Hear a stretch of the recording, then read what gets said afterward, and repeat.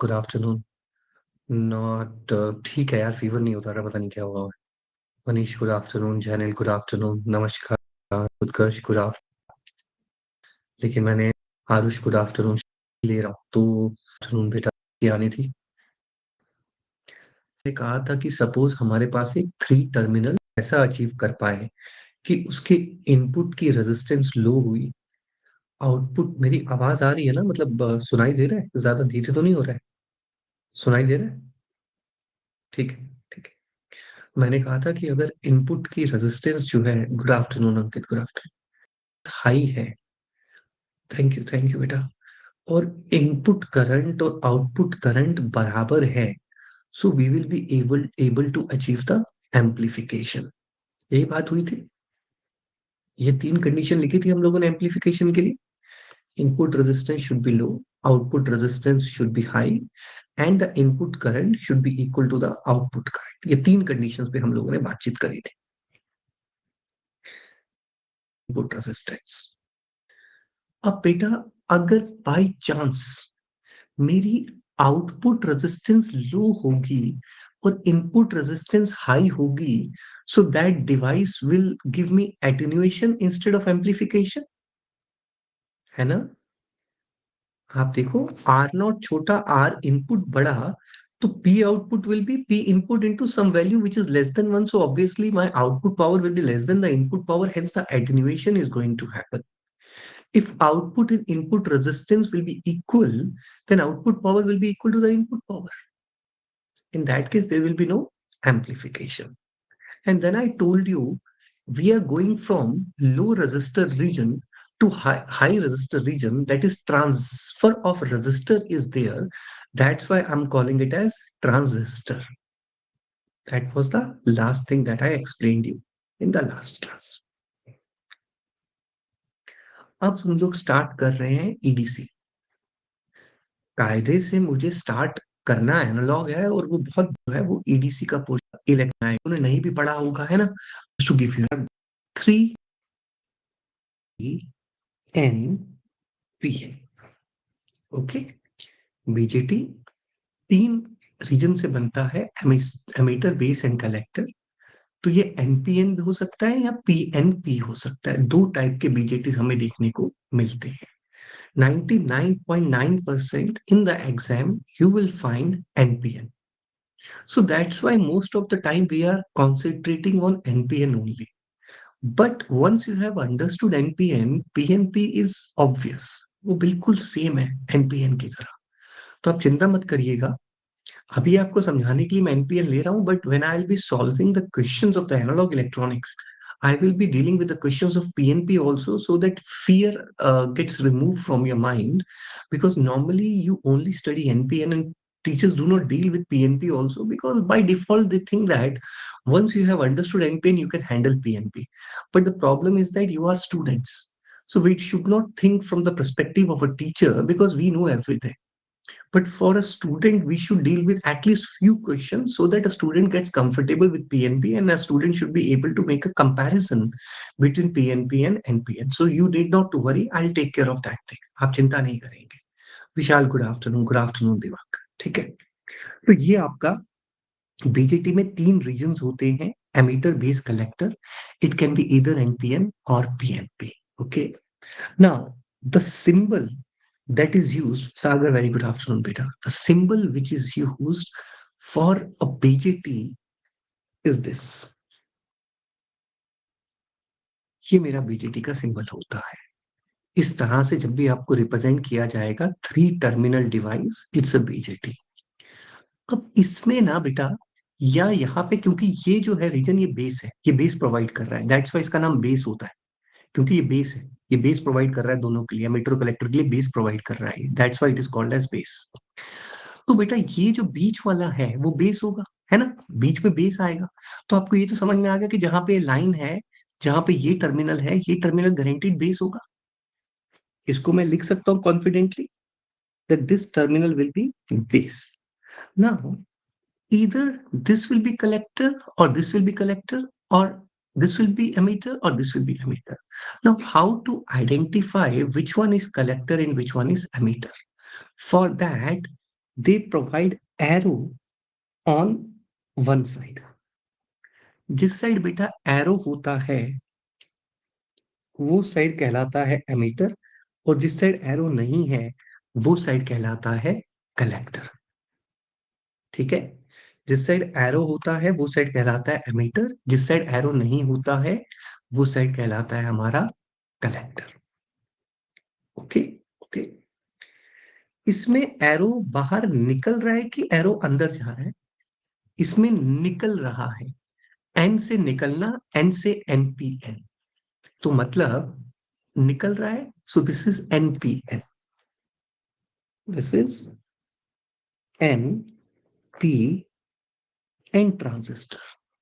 तो जिस बीजेटी के सिंबल में एरो बाहर निकल रहा होगा वो कहलाएगा एनपीएन।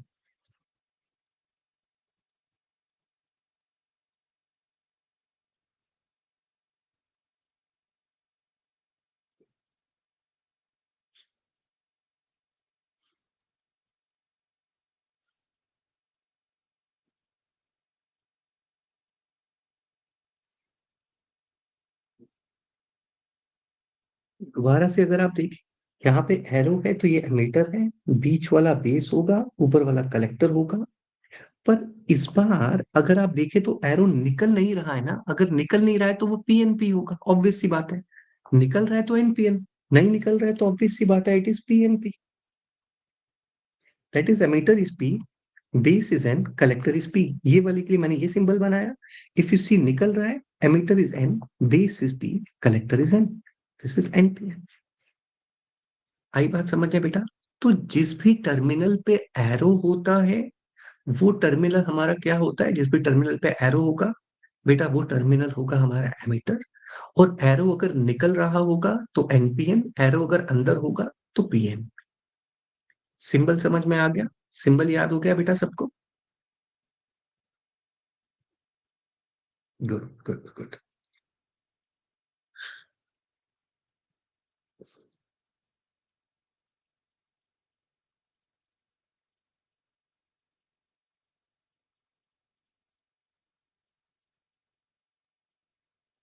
चलिए आगे चलते हैं, थोड़ा सा पीजीटी को एनालाइज करते हैं। अभी एडीसी चल रहा है, ठीक है? और कहीं कुछ समझ नहीं आएगा पूछ लेना, मैं बहुत थोड़ा थोड़ा करके समझा रहा हूँ, पूरा नहीं समझा रहा हूँ, ठीक है? बिल्कुल थोड़ा थोड़ा करके समझा रहा हूँ।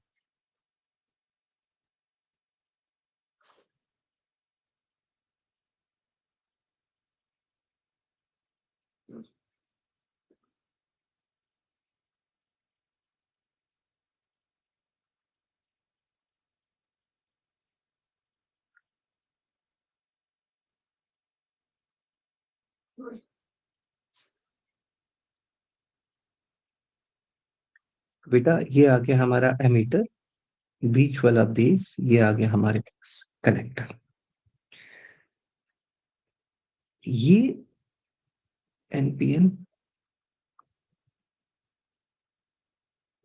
बेटा, emitter is highly doped, base is lightly doped, ये दो चीजें इंपॉर्टेंट है। And then collector is moderately doped. Collector की डोपिंग की इतनी फाइट नहीं है, collector is moderately doped. But the doping that we have to keep in mind is that emitter is highly doped and the base is lightly doped. Okay. Okay, क्यों sir, ऐसा क्यों है? ये अभी थोड़ी देर में समझेंगे ऐसा क्यों है, ठीक है? आई एक्सप्लेन यू, तभी मैं आपको ईडीसी में लेकर गया हूँ ताकि थोड़ी बहुत चीजें आपको मैं समझा सकूं। ओके, इसीलिए नॉर्मली हम एनपीएन लिखते हैं। You go to any book you will find NPN, but if you go to Donald Neamen, Neamen जो है ना वो इसको एन प्लस लिखते हैं just to emphasise the fact that the doping of the emitter is high. N plus लिख के दिखाना चाहते हैं, ये एन है तो ये एन प्लस है, ये मॉडरेटली डोप्ड है तो हाईली डोप्ड है। डोनाल्ड नीमैन ऐसा करते हैं, बाकी सब बुक्स में आपको ऐसे ही एनपीएन लिखा हुआ मिलेगा। So if you write it N NPN also it will work. मैं भी एनपीएन ही लिखता हूँ, even when I teach EDC also. तो वहां पे मैं थोड़ी देर के लिए शुरू में एन प्लस लिख के समझाने की कोशिश करता हूँ, but once I have proven the fact that emitter is highly doped, then I keep on writing NPN because now you know that emitter is highly doped. ठीक है? Now I want my BJT to work as an amplifier. मैं चाहता हूं मेरा BJT जो है एक amplifier की तरह काम करे। सुमन, गुड आफ्टरनून।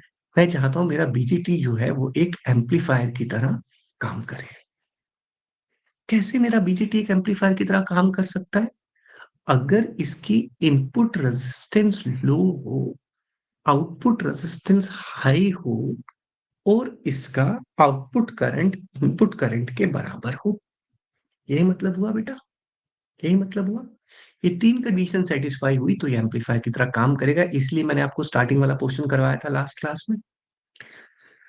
नाउ ये जो बेटा आपका जंक्शन है, can you see it is a kind of a diode? If you only concentrate on emitter and base, can you see beta it is a diode?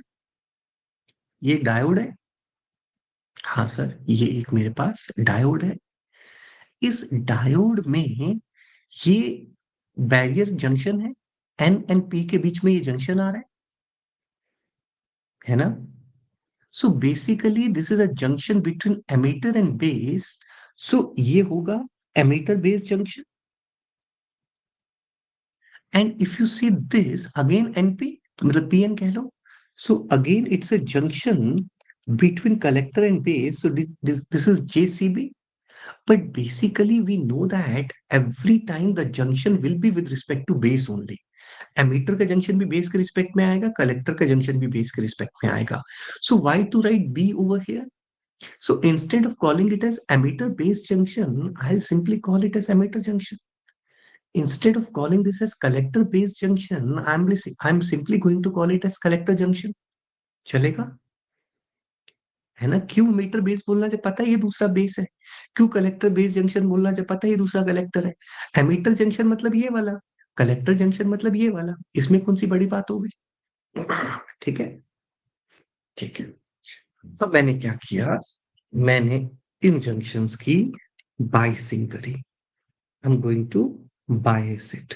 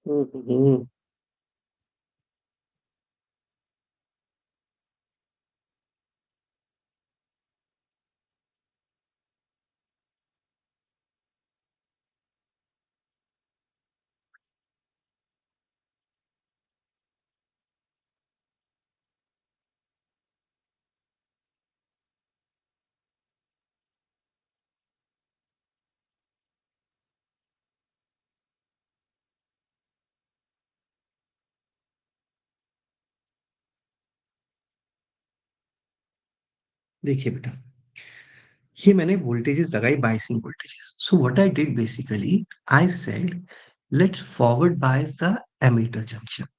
If I'm forward biasing the emitter junction, then on N side, I'm going to apply the negative polarity. On P side, I'm going to apply the positive polarity. And this is VBE, base to emitter voltage. This is VBE. Plus की तरफ जो है वो मैंने पहले लिखा है VB plus की तरफ, E माइनस की तरफ, जैसे नॉर्मली हम लिखते हैं। ओके, एंड यहाँ पे कलेक्टर जंक्शन को मैंने रिवर्स बायस किया. So if you are reverse biasing the collector junction, then on N side you are going to apply the positive polarity. On P side you're going to apply the negative polarity, and you're going to call it as VCB because plus C की तरफ है, so I'm calling it as VCB. ठीक है? यहाँ तक clear है बेटा? समझ में आया? अब क्योंकि मेरा एमीटर जंक्शन जो है वो फॉरवर्ड बायस है, so can you see the input resistance will be low, क्योंकि यहां से ऐसे है ना, सर्किट मूव कर रहा है, तो ये इनपुट रेजिस्टेंस आएगी, पहली resistance. The input resistance is low because it is forward bias, so the input resistance will B RF. और क्योंकि मेरा कलेक्टर जंक्शन रिवर्स बायस है, तो आउटपुट रेजिस्टेंस जो है वो ज्यादा आएगी, क्योंकि ये रिवर्स बायस्ड है। इस क्योंकि कितना हो जाएगा, आर आर हो जाएगा ना, मतलब ये मेगा ओम्स में आएगी, ये फ्यू ओम्स में आएगी। यही तो हम चाहते थे एम्पलीफिकेशन के लिए, यही तो हम चाहते थे एम्पलीफिकेशन के लिए। तो पहली कंडीशन क्या थी, the input resistance should be low, I achieve this by forward biasing this. दूसरी कंडीशन थी the output resistance should be high, I achieved it by reverse biasing it. I have met two conditions, so now we are only left with the third condition. अब खाली हम लोग third condition जो है हमारी बची है। तो मैं लिखता हूं, therefore for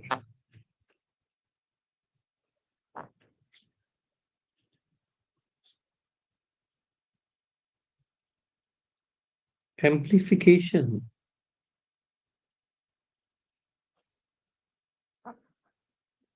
two conditions are met. Now for the third condition,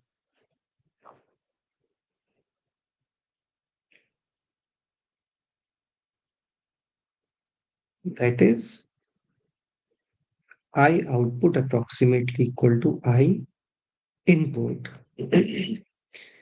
That is, अब ये आई आउटपुट आई इनपुट क्या है बेटा? तो चलो मैं बताता हूँ अभी, ये भी लिख देता हूँ थोड़ा सा, फिर एक्सप्लेन करता हूँ। देखो बेटा, अभी मैं लिख रहा हूँ, आगे चल के समझाता हूँ। मैंने आपको बताया था ना, ये एरो करंट की डायरेक्शन बताता है, ये एरो करंट की डायरेक्शन बताता है, मैंने आपको बताया था। तो एनपीएन के केस में एमीटर करंट बाहर आ रही है, बाकी दो करंट जो है फिर वो अंदर आती है। इस केस में अगर एमीटर करंट अंदर आ रही है तो बाकी दो करंट जो है वो बाहर जाएंगे, बाकी दो करंट जो है वो बाहर जाएंगे।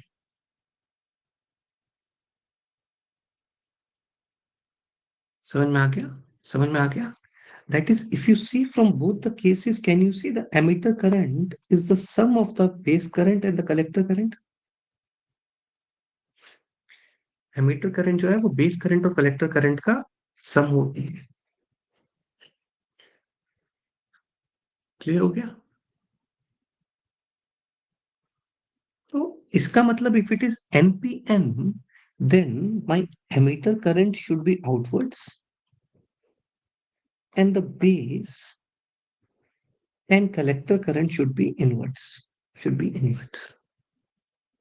ठीक है? ठीक है? ओके।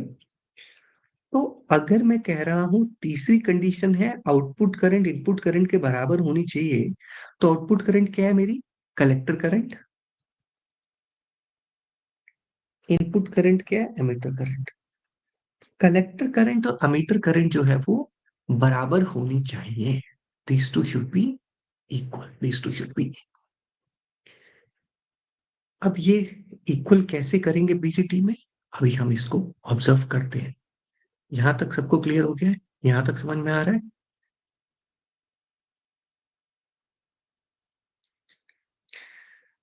चलो देखते हैं फिर। देखो यहाँ पे, देखो यहाँ पे बेटा, ये मेरे पास एमीटर है जिसमें मेरे पास इलेक्ट्रॉन्स मेजॉरिटी कैरियर्स है और वो बहुत ज्यादा है, because it is highly doped. ये बात समझ में आई? ये बात समझ में आई? ठीक है।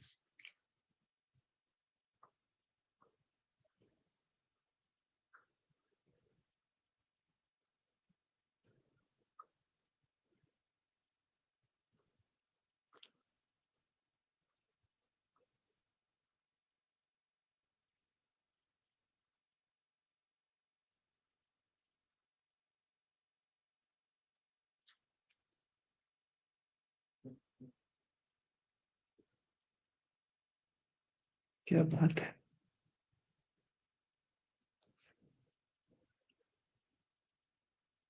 अरे हर बार यही हो रहा है, क्या प्रॉब्लम हो गई?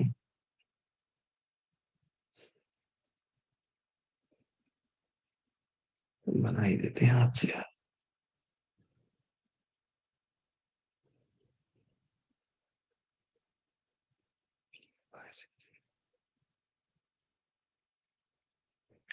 ठीक है, तो यहाँ पे मैंने मेजॉरिटी कैरियर्स यानी कि इलेक्ट्रॉन्स जो है वो बना दिए। Base is lightly doped, as I told you. Sir, why it is heavily doped, why it is lightly doped and all that. Very soon we are going to talk about that also. ठीक है, तो base में मेरे पास क्या होगा बेटा? Base में मेरे पास होल्स होंगे और बहुत ज्यादा कम होंगे as compared to the doping of the emitter. I want to say that the holes on the in the base are negligible. That's why आप इसको इसके रिस्पेक्ट में देखो क्या आएगा। ठीक है, ठीक है, आया समझ में?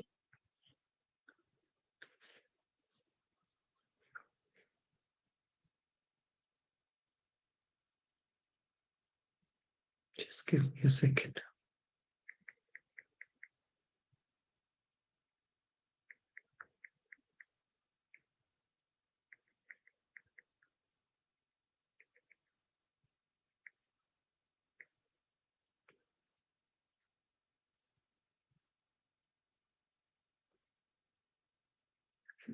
अब बेटा क्या होगा? क्योंकि मेरा ये जंक्शन जो है वो फॉरवर्ड बायस्ड है। फॉरवर्ड बायस होने की वजह से मेरे मेजॉरिटी कैरियर्स डिफ्यूज करेंगे, है ना? Diffusion of the majority carriers will occur, will occur.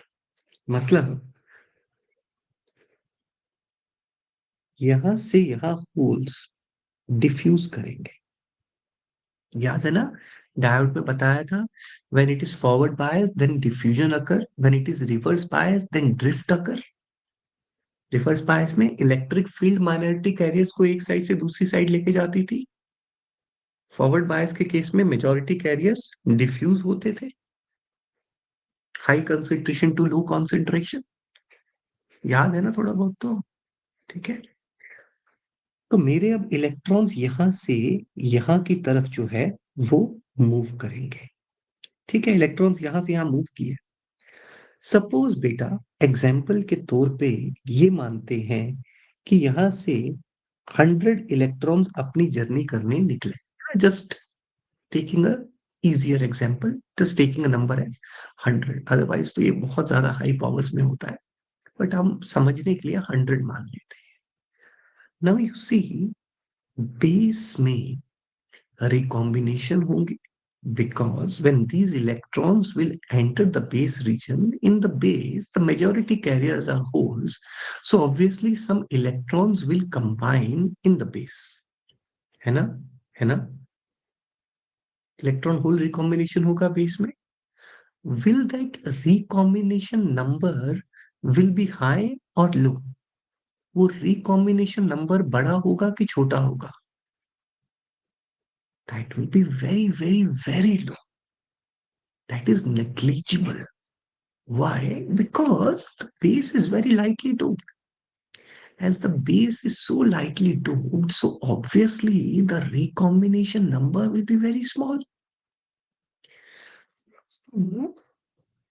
Recombination होने के बाद बचे हुए इलेक्ट्रॉन्स जो होंगे वो इलेक्ट्रिक फील्ड के द्वारा इस साइड ड्रिफ्ट होंगे।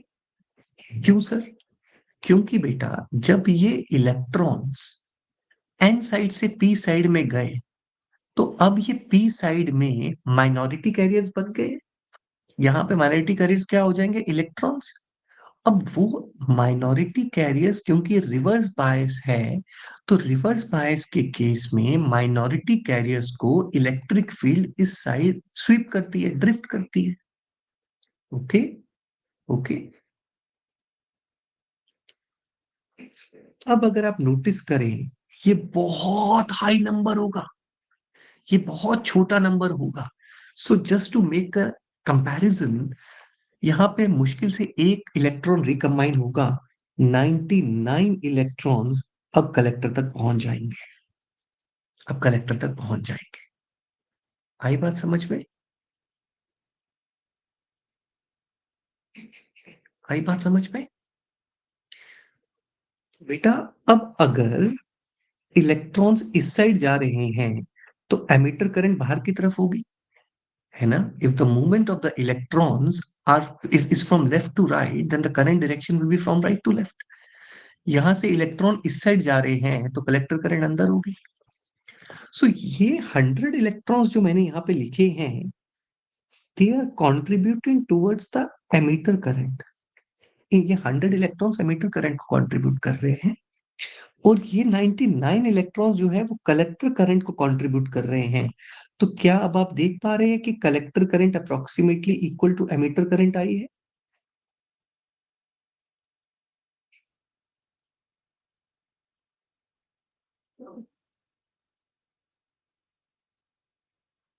ओके,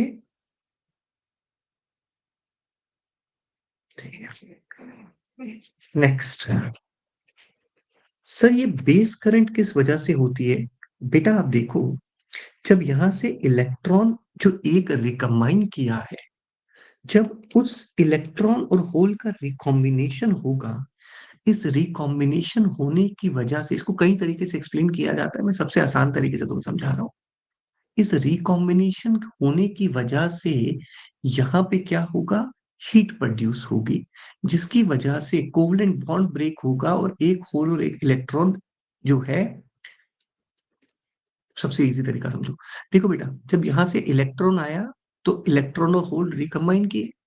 जब इलेक्ट्रॉन और होल रिकम्बाइन करेगा तो एक होल गायब हो गया, एक होल कम हो गया।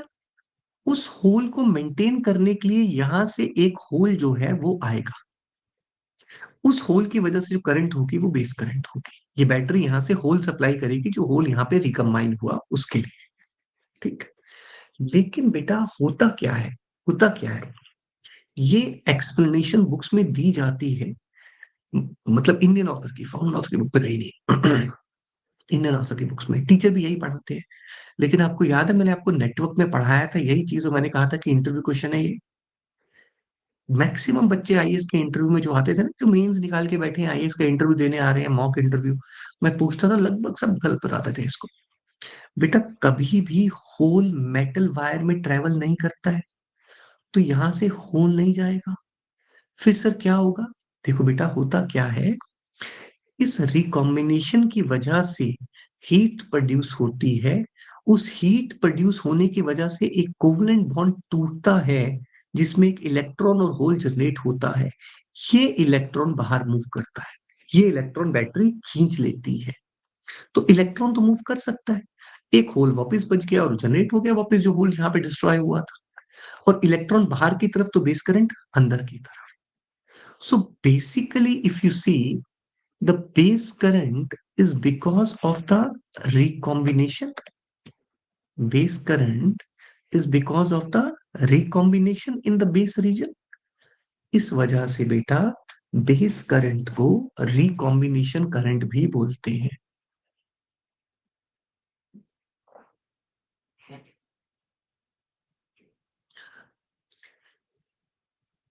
इस वजह से बेस करंट को रिकॉम्बिनेशन करंट भी बोलते हैं। लिखना है, कहीं कोने में लिख लेना, base current arrow recombination current. कहीं लिखा हो इसे, ये टर्मिनोलॉजी एडीसी में यूज होगी, एनालॉग में नहीं होगी रिकॉम्बिनेशन करंट की। पर क्योंकि मैंने बता दिया है, लिख लो कहीं साइड पे, base current is also called as recombination current. क्यों? क्योंकि मैंने आपको समझा दिया कि ये रिकॉम्बिनेशन की वजह से ही होगा।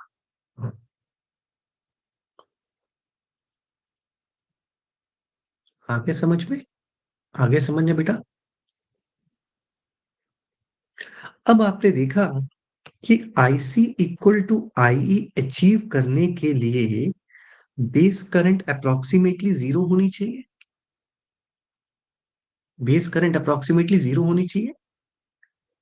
और ये कैसे अचीव किया जा सकता है? By minimizing the recombinations in the base region. जितने रिकॉम्बिनेशन कम होंगे उतनी बेस करंट कम होगी, बिकॉज अभी हमने बताया base current is because of the रिकॉम्बिनेशंस.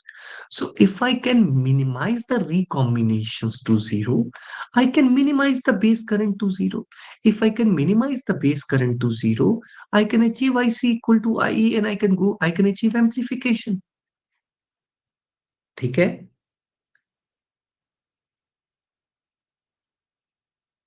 ठीक है. ठीक है.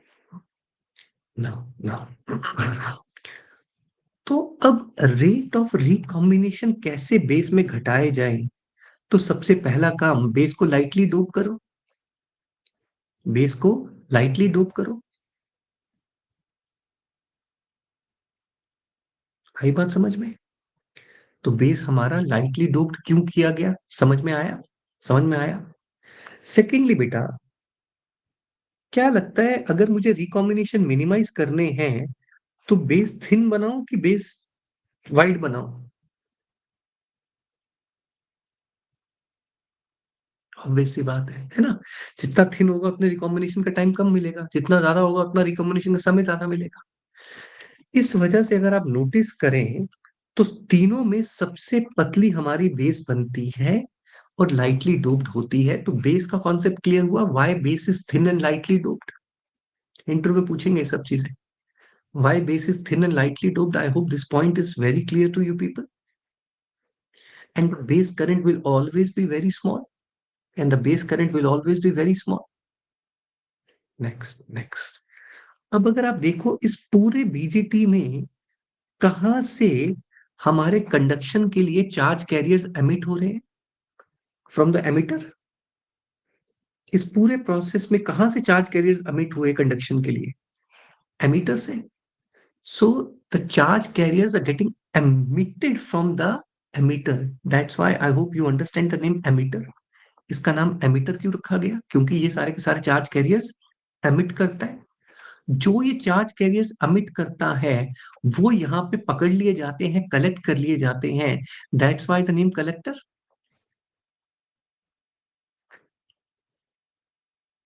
ठीक है. ठीक है बेटा. तो अब क्योंकि पूरे इसमें चार्ज कैरियर्स जो हैं वो एमिटर एमिट करेगा जो कंडक्शन के लिए चाहिए होगा. That's why the emitter is highly doped, ताकि चार्ज कैरियर ज्यादा निकले. That's why the emitter is highly doped. आई बात समझ में? एमिटर हाईली डोप्ड क्यों होता है? बेस लाइटली डोप्ड क्यों होता है? बेस थिन क्यों होता है? अच्छा. अब बेटा, अगर आप एक चीज नोटिस करेंगे, अभी लिख के दूंगा सारा, आप चिंता मत करिए, जो जो बोल रहा हूँ सारा लिख के देने वाला हूँ मैं. You need not to worry. Okay, do not write it on your own, I write everything. Power loss in the emitter junction, can you see it will be IE square into R. Input कह लेगा, RF कह लो. ठीक है. Power loss in the corrector junction will be IC square into RR. And IE and IC are approximately equal. So can you see the power loss in the collector junction will be very large as compared to the emitter junction? IC more नहीं, IC and I approximately equal. ठीक है. So power loss will be really high in the collector junction. तो क्योंकि collector junction में इतना ज्यादा power loss होगा तो इसका मतलब हीट प्रोडक्शन बहुत ज्यादा होगी. बहुत ज्यादा जो है वहां पे हीट प्रोड्यूस होगी. इतनी हीट प्रोड्यूस हो गई अगर यहाँ, तो ये तो डिस्ट्रॉय हो जाएगा. ये तो डिस्ट्रॉय हो जाएगा. Okay Aditya, okay. ये तो डिस्ट्रॉय हो जाएगा. तो इसको डिस्ट्रक्शन से बचाने के लिए जो यहाँ पे हीट प्रोड्यूस हो रही है, मुझे वो हीट जल्दी जल्दी एटमोस्फेयर में डिसिपेट करवानी पड़ेगी सराउंडिंग्स में. उसकी वजह से मैं कलेक्टर का जो सरफेस एरिया है वो सबसे ज्यादा रखता हूँ. कलेक्टर का सरफेस एरिया सबसे ज्यादा रखता हूँ ताकि इजीली हीट डिसिपेट हो जाए. फिर आपको पता है मेटल कैप्स जो सिंकर्स होते हैं वो सब भी लगाते हैं हम लोग. हीट सिंक्स वगैरह भी लगाते हैं. ठीक. जरूरत नहीं है हीट सिंक समझने की, बट अभी इतना है कि कलेक्टर का सरफेस एरिया सबसे बड़ा होता है. तो अगर आप नोटिस करें, सबसे बड़ा सरफेस एरिया मैंने कोशिश करी थी अपनी तरफ से कलेक्टर का बनाने की, दिखाने के लिए. आप देखो ये छोटा है, ये बड़ा बनाया मैंने. आगे सबको समझ में?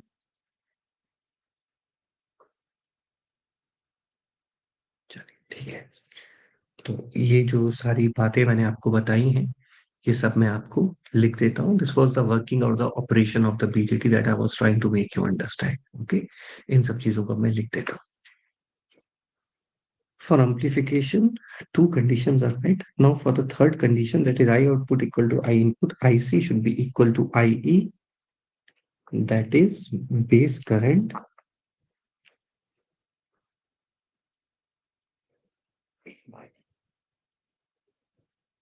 should be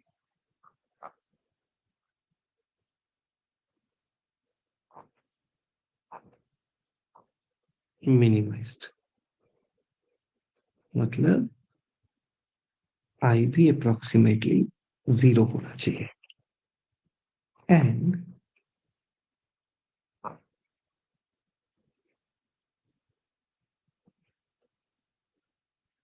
it can be achieved by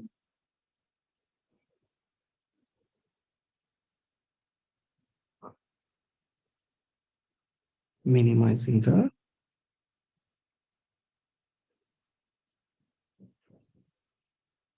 recombinations of charge carriers in the base region.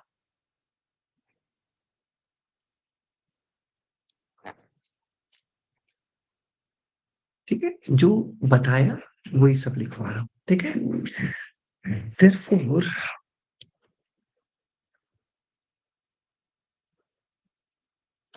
to reduce the rate of recombination, therefore, to reduce the rate of recombination,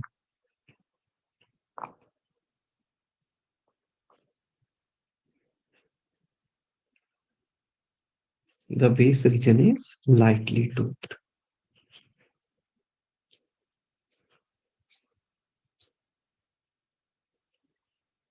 as compared to the emitter.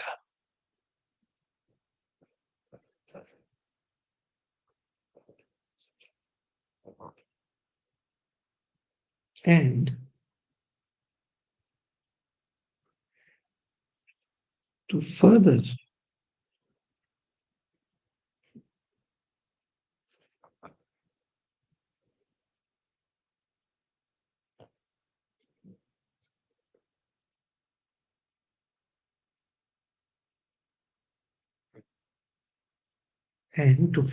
reduce the rate of recombination, the base region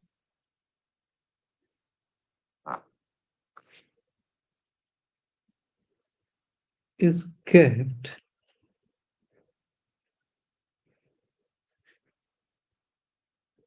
very thin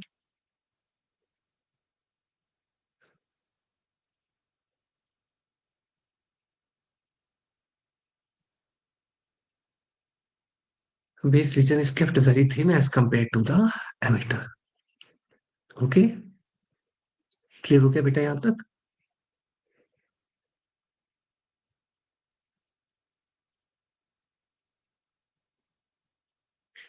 next point, as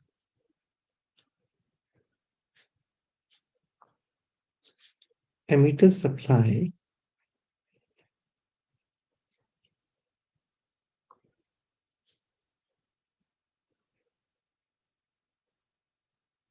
as emitter supply the majority charge carriers लिखते हैं, majority carriers नहीं, majority charge carriers,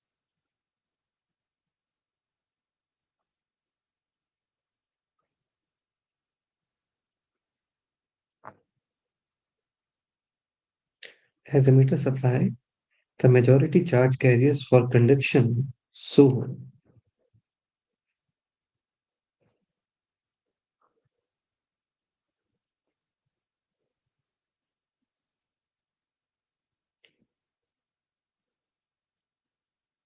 it should be highly doped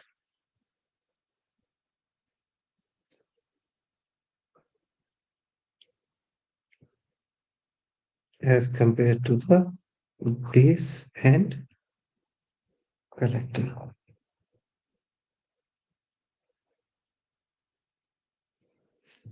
Okay.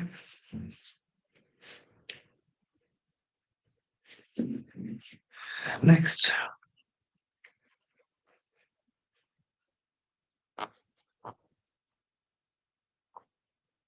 power loss in emitter P E will be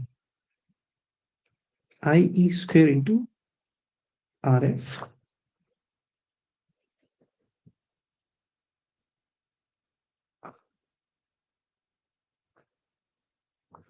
Power loss in collector EC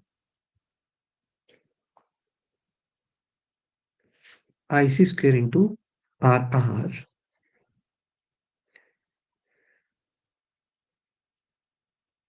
Now, as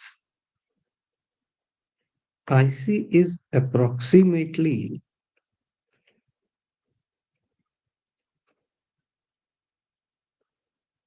IE and RR is far greater than RF, therefore PC is far greater than PE. Therefore, area of collector is made larger than the area of emitter so as to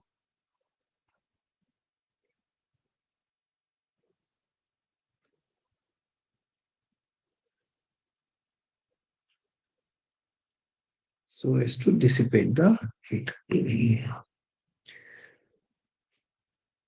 यहाँ तक clear हुआ बेटा सबको?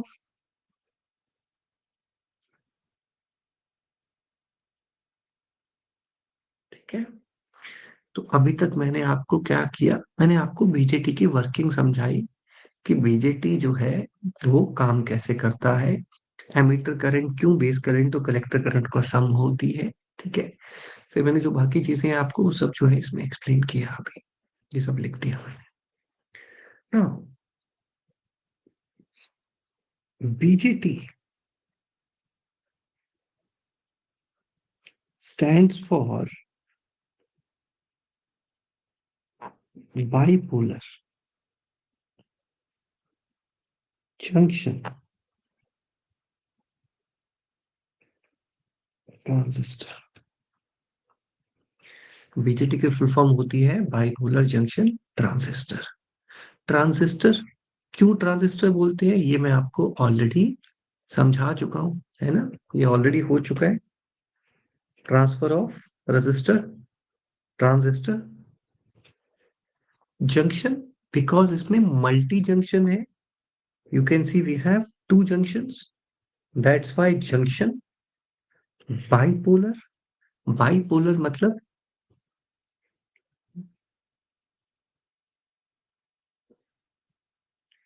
Bipolar मतलब bi you all know means to,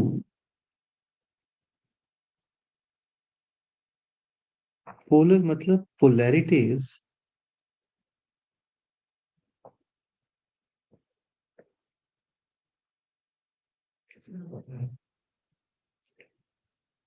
polar matlab polarities. So you can see in BGT, the conduction is because of two polarities, that is electrons and holes. That's why it is called as bipolar. ठीक है, ठीक है। BGT में conduction electrons और holes दोनों की वजह से होती है, इस वजह से दो पोलैरिटीज होती हैं, इसलिए हमने कहा bipolar junction because multi-junction, transistor because it's a transfer of resistor. Okay. Let me write it. BJT is a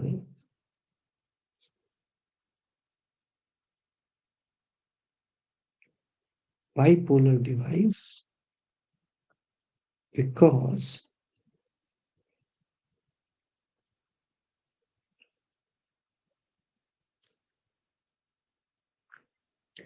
Conduction is due to both.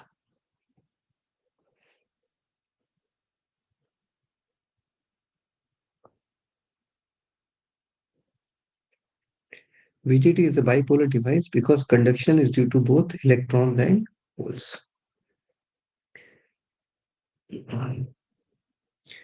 तो अब थोड़ा सा मैं और एक्सप्लेन कर रहा हूँ, थोड़ा सा और बीजीटी में घुस रहा हूँ। अदरवाइज अगर आप एक चीज देखें, यहाँ पे तो अभी कंडक्शन सिर्फ इलेक्ट्रॉन की वजह से थी, होल्स तो दिखाई नहीं मैंने कुछ भी, है ना?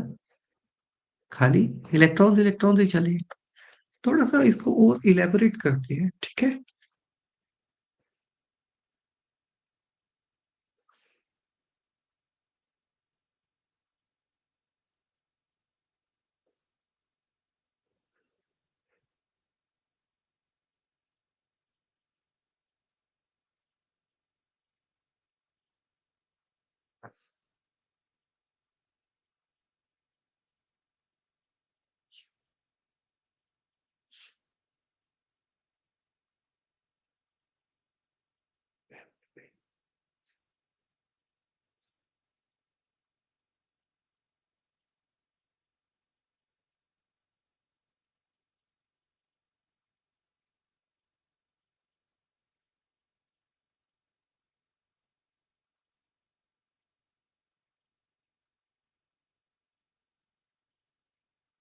आप देखिए बेटा, मैंने क्या किया है, मैंने बस एमीटर और बेस को दिखाया है, कलेक्टर पोर्शन मैंने नहीं दिखाया है, उसको एम्फोसाइज नहीं किया बिकॉज अभी उसको मैं ऑब्जर्व नहीं कर रहा हूँ। आप पूरा बनाना चाहते हैं, आप पूरा बना लीजिए, बट दिस वे आपको ज्यादा समझ में आता है। बच्चों को जो चीज दिखाना चाह रहा हूँ जब वही सामने है तो बेटर अंडरस्टैंडिंग होती है, इसलिए ऐसा किया। Otherwise you can draw the collector also, पर अभी मैं सिर्फ इस पे एंड कॉन्सेंट्रेट कर रहा हूँ because this is what I am analysing right now.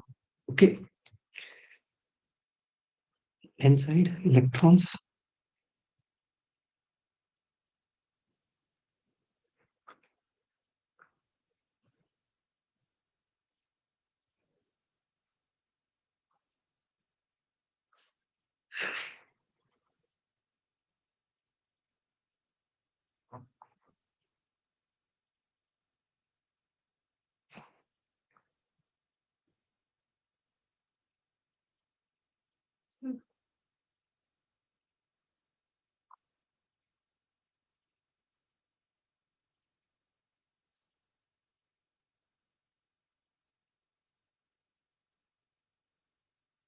NPN है, तो हमारी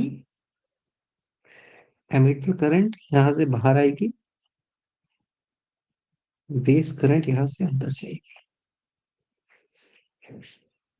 ठीक है, यहां तक सबको समझ में आया क्या बना है ये वाला पोर्शन? बस इतना सा पोर्शन मैंने एम्फसाइज करके बनाया है, बस यही पूरा यही बनाया हुआ है।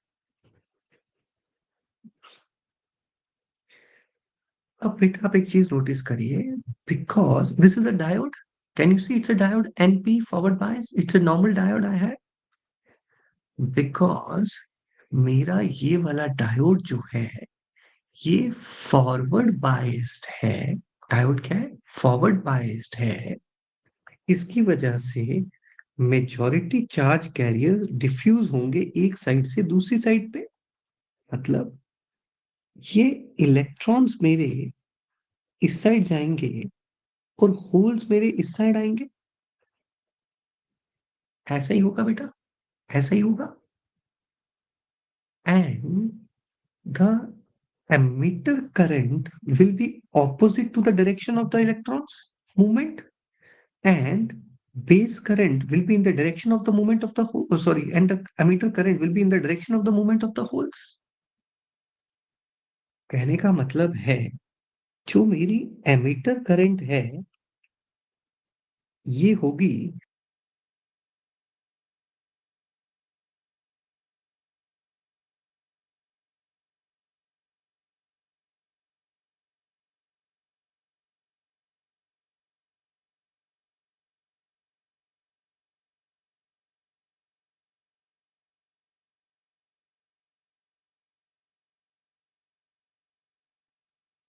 जो मेरी एमीटर करंट है बेटा वो होगी, उसका एक कंपोनेंट होगा I N E. Sir I N E क्या हुआ? The emitter current due to the electrons from emitter to base, ये जो इलेक्ट्रॉन एमिटर से बेस की तरफ जा रहे हैं, इनकी वजह से जो करंट होगी उसको मैंने आई एन ई बोल दिया। और एमिटर करंट का जो component because of the holes moving from base to emitter, इसको मैंने आई पीई बोल दिया। चलेगा?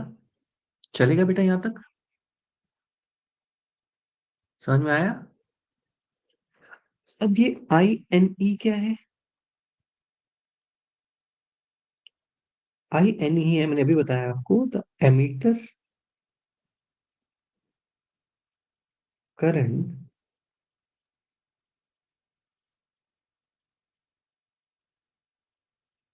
Due to the electrons from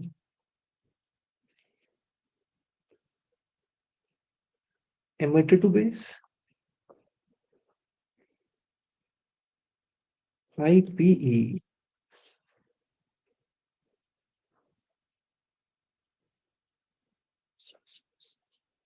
I P है emitter current due to the holes from base to emitter, due to holes from base to emitter. Clear है यहां तक? यहां तक क्लियर है? दूसरा, अभी हमने इतना पढ़ लिया, इतना समझ लिया, एक बात तो अपन को सामने सामने पता लग रही है कि आईपीई आईएनई के रिस्पेक्ट में नेग्लिजिबल होगा, बिकॉज आईपी क्या है? जो होल्स यहां से यहां डिफ्यूज करेंगे। बेटा बेस तो इतना लाइटली डोप्ड है, क्या ही है होल्स उसके पास? तो कितने ही होल्स यहां आएंगे एज कंपेयर टू जो इलेक्ट्रॉन यहां से यहां जाएंगे। इसका मतलब मैं कह सकता हूं कि जो आई पीई है वो बहुत छोटा है as compare to I NE. हम बोल सकते हैं कि जो एमिटर करंट है वो अप्रोक्सीमेटली आई एन ई ही है। सो वैसे अगर आप कायदे से देखो तो एमिटर करंट इन दोनों से बन रहा है, that is emitter current is because of electrons and holes both. आ गया समझ में? पीछे मैंने आपको इसलिए नहीं लिया, मैंने कहा कंफ्यूज ना हो जाओ, मैं यहाँ से इलेक्ट्रॉन भेज रहा हूँ, यहाँ से होल्स भेज रहा हूँ, दोनों भेजता तो इतना कॉम्प्लिकेटेड हो जाता, समझ में नहीं आता। बट अब मैं इसको ब्रेक कर करके बता रहा हूँ, तो अब आई थिंक समझ में इजीली आ रहा है कि होगा दोनों की वजह से। भाई जब डिफ्यूजन हुआ तो ऑब्वियस सी बात है, अगर इलेक्ट्रॉन्स यहां से यहां गए तो होल्स भी यहां से यहां आए होंगे, उसका तो कोई वजूद ही नहीं है यार। इस वजह से वो अप्रोक्सीमेटली आई एन ही आता है, आई एन ही आता है। ठीक है? ठीक है बेटा? ओके।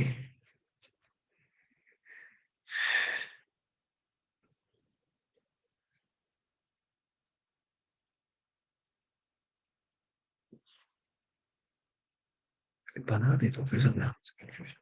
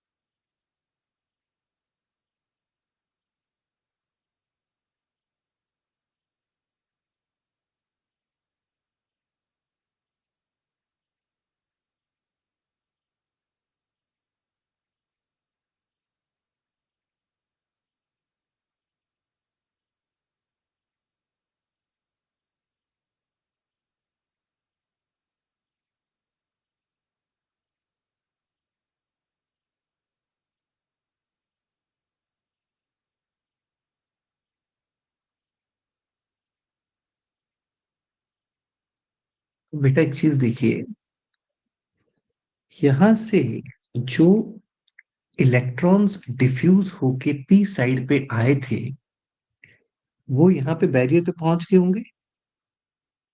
मतलब इस पूरे रीजन में होंगे, बस मैं यहाँ पे आपको एम्फोसाइज कर रहा हूँ बिकॉज मुझे थोड़ा समझाना है, अदरवाइज ये पूरे फैले हुए हैं यहाँ, ठीक है। अब क्या होगा, because of this electric field, this they will drift towards this side,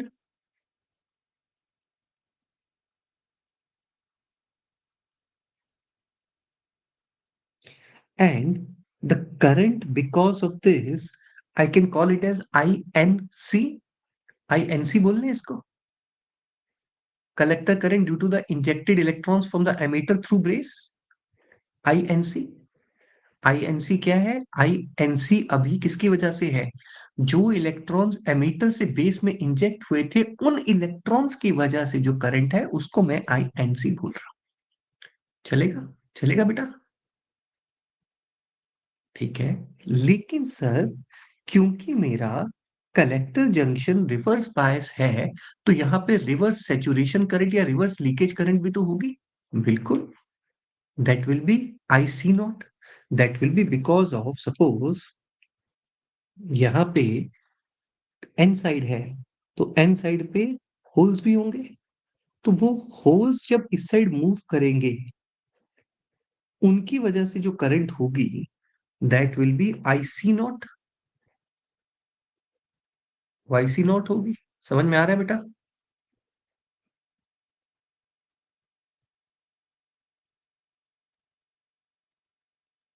यहाँ तक क्लियर हो रहा है सबको?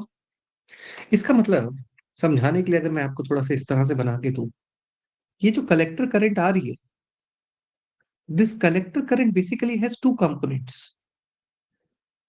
वन कंपोनेंट इज, हम करंट इज रखेंगे, ठीक है बेटा, इलेक्ट्रॉन इस साइड आए हैं तो करंट इस साइड जाएगी। Can I call it as I N C, जिसका मैंने आपको नाम लिया, ये ऑरेंज वाले के लिए जो है, ऑरेंज वाले के लिए आई एन सी लिखा है ना।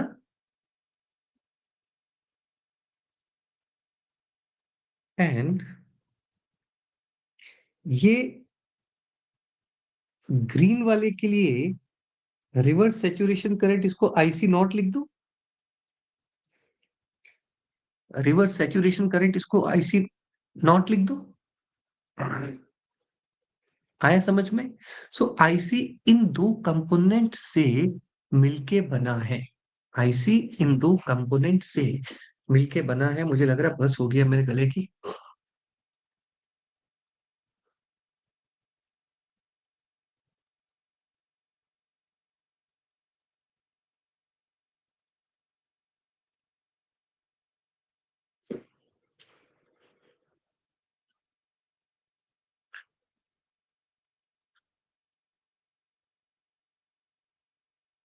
सो इफ यू सी, यार नहीं, ज्यादा फोर्स तो करना ही नहीं बेटा, मैं छोड़ने की सोच रहा हूँ। गला बहुत दिन से बुरी हालत थी, अभी थोड़ा सा ठीक हुआ तो जरा फिर से खराब हो गया। क्लासेस बिल्कुल ही जाएंगे फिर। हाँ बस मैं बेटा, मैं टॉपिक फंस गया ना बीच में, टॉपिक फंस गया। मैंने उस दिन भी कहा था दिक्कत थी इस टॉपिक की। खत्म, बीच में कैसे छोड़ दूं इसको? छूट ही नहीं सकता। चलो देखो यहाँ पे, कोई बात नहीं, देखो। मैंने एक फैक्टर बेटा अल्फा इंट्रोड्यूस करवाया। I am introducing a factor alpha.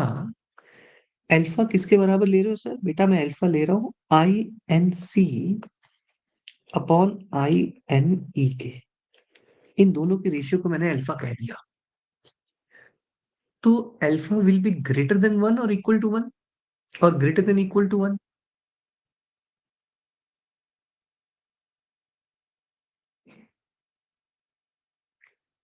Alpha will be less than equal to one. क्यों sir less than equal to one क्यों? बेटा अभी तो हमने देखा कि जो कलेक्टर के इलेक्ट्रॉन्स होंगे वो 100% एमीटर के इलेक्ट्रॉन से छोटे होंगे या उसके बराबर होंगे। एमीटर के इलेक्ट्रॉन से ज्यादा तो कलेक्टर के इलेक्ट्रॉन्स हो ही नहीं सकते, बिकॉज इलेक्ट्रॉन्स तो एमीटर ने एमिट किए थे। तो इक्वल होगा अगर बेस में रिकॉम्बिनेशन जीरो है, लेस होगा अगर थोड़े बहुत बेस में रिकॉम्बिनेशन है। ठीक है। INC मैं लिख देता हूँ यहाँ पे आपके लिए, मैंने भी पीछे आगे भी लिख दिया हुआ है। INC क्या है?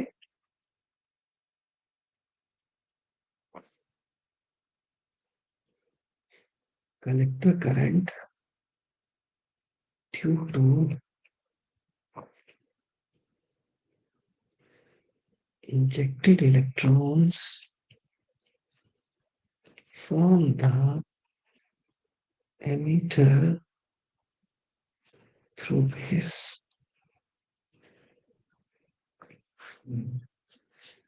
ठीक है।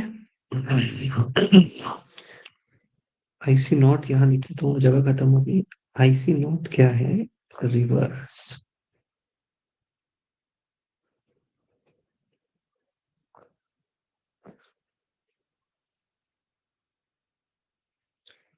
Leakage current of reverse bias collector base junction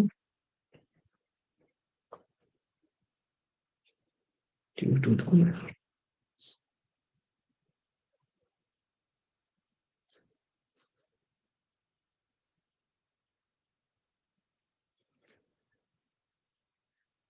इसका मतलब IC किसके बराबर हुआ बेटा?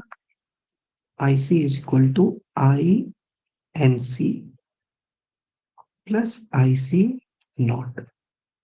और अभी आपने देखा, मैंने अभी पीछे आपको लिख के दिया, that INC can be written as alpha into INE. INC is alpha into INE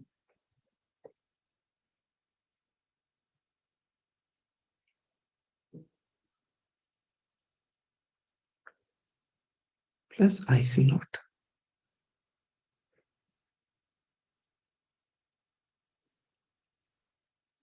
बेटा अभी देखा था आपने, IE IE के बराबर ही होता है ना, बिकॉज ये तो इतने ज्यादा है। ये तो approximation is very valid approximation, that is IE is approximately equal to INE। So as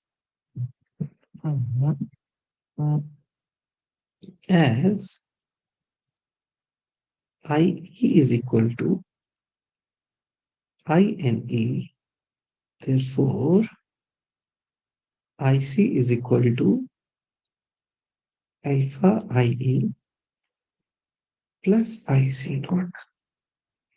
ये एक्सप्रेशन हम बहुत कॉमनली यूज करते हैं। अभी भी कई बार हम IC नॉट को भी निग्लेक्ट मार देते हैं, आगे चल के देखेंगे। So basically IC is equal to alpha I plus IC not, alpha I plus IC not. यहाँ तक सबको क्लियर हुआ?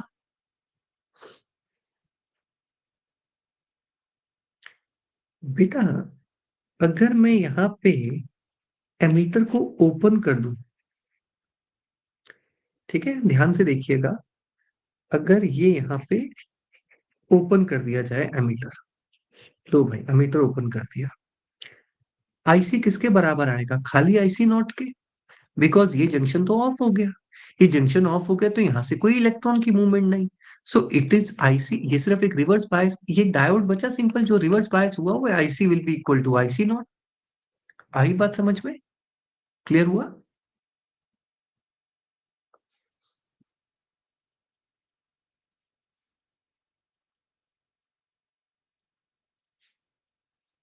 So you can see if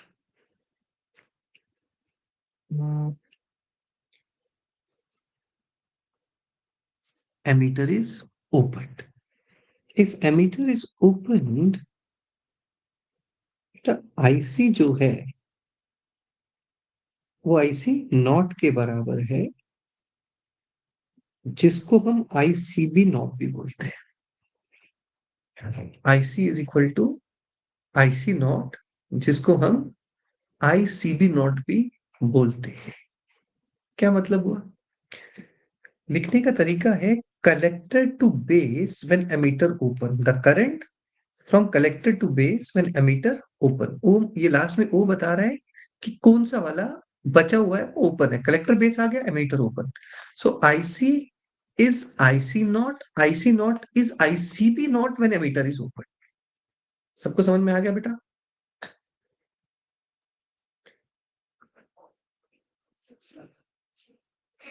So we can call this current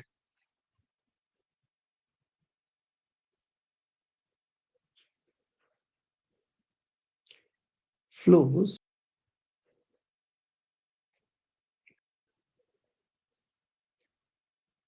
due to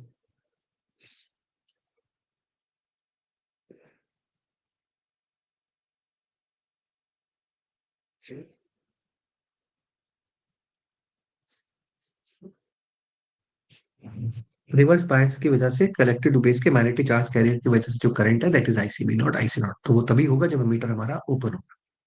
ठीक है,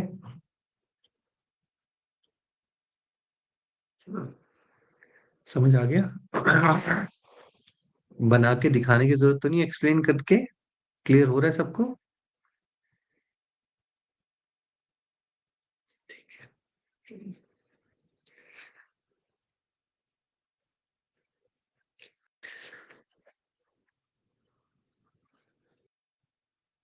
मेरा एक डायोड है, मैंने आपको भी थोड़ी देर पहले बताया था, दिस इज अ डायोड, ये NP junction, this is basically a diode.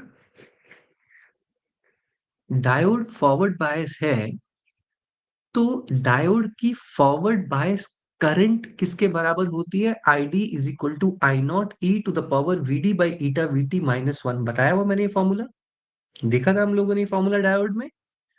फिर हमने कहा था one can be neglected, one can be neglected. तो इसको अगर मैं लिखूं, can I right like this? अभी लिखना मत, ठीक है, ये क्वेश्चन मत लिखना बेटा। I E is equal to I naught को मैं आई एस लिख रहा हूँ, क्योंकि मैंने आपको बोला था वहां पे भी कि आई नॉट लीकेज करंट को आई नॉट या आई एस में से कुछ भी लिख सकते हैं। आई एस इसलिए ले रहा हूँ क्योंकि बीजेटी में आउटपुट को आई नॉट लिखना है तो कंफ्यूजन ना आए, इसलिए आई एस लिख दिया। E to the power V D, diode की करंट कितनी है, वोल्टेज कितनी है, वीबीई, वीडी की जगह अपॉन ईटा वीटी, यही बेटा फॉर्मूला आएगा। Forward current is I E I S VB by, यही फॉर्मूला आएगा।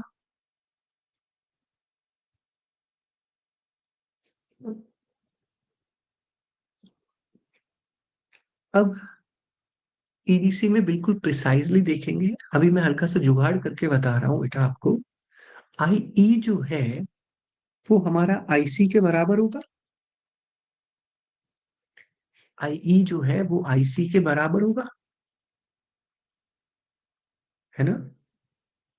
तो मैंने यहाँ पे आईसी लिख दिया, IC is equal to I S E to the power V B by eta V. ठीक है सर, ये लेकिन ये बात तो सही है, मैथमेटिकली आपने समझा दिया कि I is approximately equal to आई सी, तो मैंने आई सी लिख दिया, फॉर्मूला बन गया। पर सर ये फॉर्मूला थोड़ा अजीब नहीं लग रहा है? क्यों अजीब क्यों लग रहा है तुम्हें? सर आईसी कलेक्टर जंक्शन की करंट है, और बोल रहे हो वो डिपेंड करेगी एमीटर जंक्शन की वोल्टेज पे। सर ये कैसी बातें कर रहे हो आप, कि आप तो ये बोल रहे हो इनडायरेक्टली कि ये कलेक्टर करंट इस जंक्शन की वोल्टेज पे डिपेंड कर रही है। हाँ ऐसा ही तो है। क्यों? बेटा जब वीबीई बढ़ेगा, फॉरवर्ड बायस बढ़ेगा, एमीटर से इलेक्ट्रॉन ज्यादा छूटेंगे तो कलेक्टर करंट बढ़ेगी, तो कलेक्टर करंट इसी पे तो डिपेंड कर रही है, इस पे तो कोई फर्क नहीं पड़ रहा है। वीसीबी तुम बढ़ाओगे घटाओगे, आईसी पे तो कोई फर्क नहीं पड़ेगा, बिकॉज वीसीबी की वजह से सिर्फ आईसी नॉट चेंज होगा, आईसी नॉट तो नेग्लिजिबल है आईएनसी के रिस्पेक्ट में, because IC is INC plus IC naught. If you are changing VCB, then IC naught changes, whose change is negligible. So basically VCB के साथ ये approximately flat रहता है प्लॉट, लेकिन VBE के साथ IC ड्रास्टिकली चेंज करेगा, क्योंकि ये बदलेगा तो ये बदलेगा तो ये बदलेगा तो ये बदलेगा। समझ में आया? समझ में आया बेटा? अभी इसके बारे में एक पॉइंट हो रहा है बट मेरी बस हो चुकी है। ठीक है, तो आज की क्लास इतनी ही रखते हैं। ठीक है, कल फिर कोशिश करूंगा। ठीक है, कल फिर कोशिश करूंगा क्लास 1 घंटे तक की लेने की, अगर बेटर हो गया तो आज से आज 1.25 घंटा लिया, कल 1.5 घंटा लेने की कोशिश कर लेंगे। ठीक है, और बिल्कुल सही रहा, तबीयत सही रही तो प्रॉपर क्लास लेंगे। तो कल मिलते हैं बेटा, कल मिलते हैं। ठीक है, आई होप आपको समझ में आ गया होगा। आज I was little low, but मैंने प्रॉपरली कंटेंट एक्सप्लेन कर दिया है। समझ में आपको आ गया होगा, मैं यही उम्मीद कर रहा हूँ। ठीक है, थैंक यू बेटा, thank you. Take care everyone. Bye bye बेटा, बाय। मजा आया, चलो गुड गुड। चलो मिलते हैं, मैं जाके आराम करूँ, मिलते हैं, बाय।